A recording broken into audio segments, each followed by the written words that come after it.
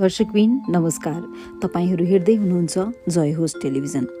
हामी तपाईहरूलाई यस टेलिभिजन मार्फत प्रत्येक दिन विभिन्न स्थानमा भएको सकारात्मक कार्यहरू र योसँगै जोडिएको धेरै बिरामीहरूको आशा र विश्वासको बारेमा कुराकानी गर्छौँ।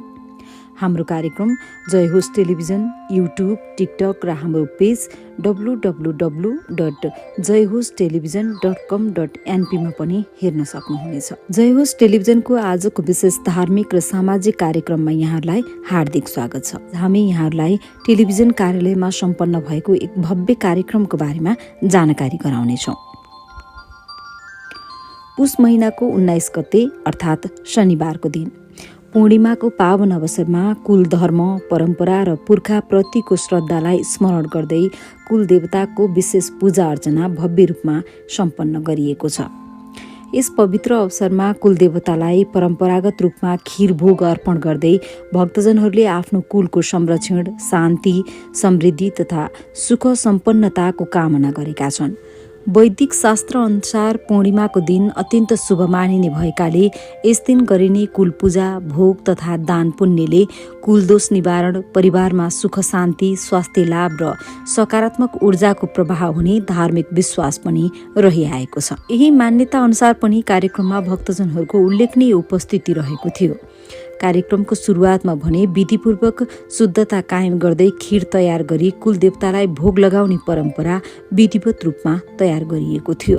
त्यसपछि वैदिक मन्त्र उच्चारण, कुल देवताको स्मरण तथा विशेष पूजा अर्चनासँगै सम्पूर्ण वातावरण भक्तिमय र आध्यात्मिक बनेको थियो।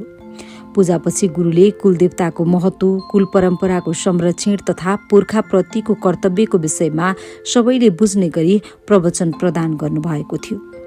प्रवचनको क्रममा कुलदेवताको नियमित पूजा अर्चना गर्दा जीवनमा आइरहने बाधा, रोग, व्यथाहरू तथा पारिवारिक कलह क्रमशः कम हुँदै जाने विश्वास व्यक्त गरिएको थियो।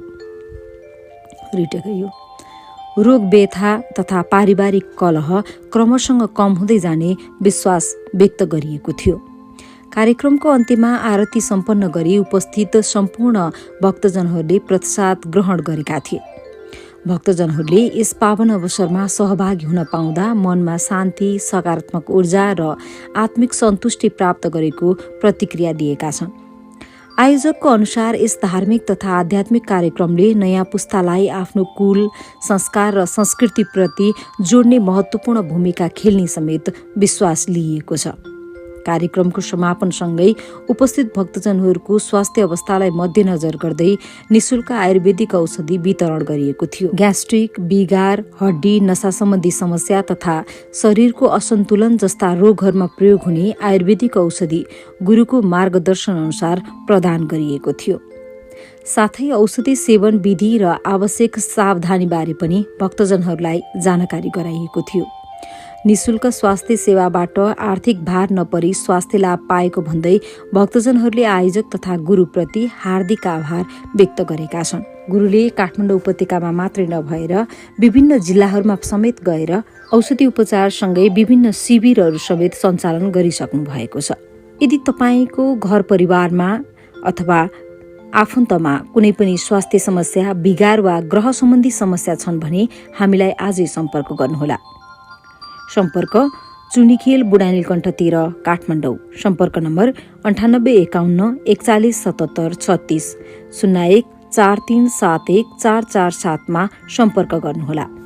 तपाईहरूलाई हाम्रो कार्यक्रम कस्तो लाग्छ? सल्लाह सुझाव र प्रतिक्रिया दिन सक्नुहुनेछ। हामी भोलि फेरि यस्तै कार्यक्रम लिएर उपस्थित हुनेछौँ। तपाईहरू भने हेर्दै गर्नुहोला जय होस् टेलिभिजन। हौस् त, नमस्कार।